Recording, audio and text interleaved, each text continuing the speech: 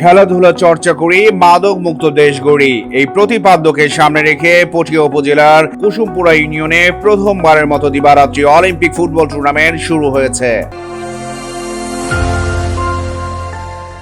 17 জানুয়ারি শুক্রবার রাতে পটিয়ার হরিণ খাইন আলতাফিয়া মাদ্রাসা মাঠে এই টুর্নামেন্টের উদ্বোধন করা হয়। এই টুর্নামেন্টের আয়োজক পশ্চিম হরিণ খাইন জুনিয়র ফুটবল একাদশ।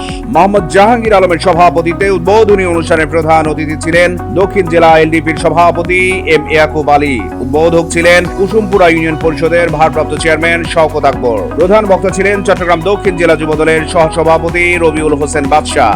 বিশেষ বক্তা ছিলেন কুসুমপুরা ইউনিয়ন পরিষদের সদস্য আব্দুর রশিদ। বিশেষ অতিথি ছিলেন পটিয়া উপজেলা এলডিপির সভাপতি মনসুর আলম, গণতান্ত্রিক যুবদল চট্টগ্রাম দক্ষিণ জেলার সদস্য সচিব আব্দুল সালাম, আব্দুল কুদ্দুস চৌধুরী, জয়নাল আবেদিন, মোর্শেদ সেলিম, শাহ আলম, মাসুদ, দিদার, সেলিম, সুমন ও মনসুর। টুর্নামেন্টে অংশ নিচ্ছে 16টি দল। উদ্বোধনী খেলায় ইয়াকুব গ্রুপ স্পোর্টিং ক্লাবকে 1-0 গোলে পরাজিত করে কোলগাঁও ব্রাদার্স ইউনিয়ন ফুটবল একাদশ। খেলায় রেফারির দায়িত্বে ছিলেন শাহ আলম, সহকারী রেফারি ছিলেন সাইমন ও সুজন। প্রধান অতিথির বক্তব্যে এম ইয়াকুব আলী বলেন, তরুণ প্রজন্মকে খেলাধুলায় আকৃষ্ট করা, শারীরিক ও মানসিক বিকাশের জন্য গ্রাম পর্যায়ে এই ধরনের ফুটবল টুর্নামেন্টের আয়োজন সত্যিই প্রশংসার দাবি রাখে। এ ধরনের টুর্নামেন্ট আয়োজনের মাধ্যমে খেলোয়াড়দের যেমন প্রতিযোগিতামূলক মনোভাব গড়ে উঠবে, তেমনি পাশাপাশি দেশের তৃণমূল পর্যায়ের খেলোয়াড়রাও তাদের স্কিল বাড়ানোর সুযোগ পাবে।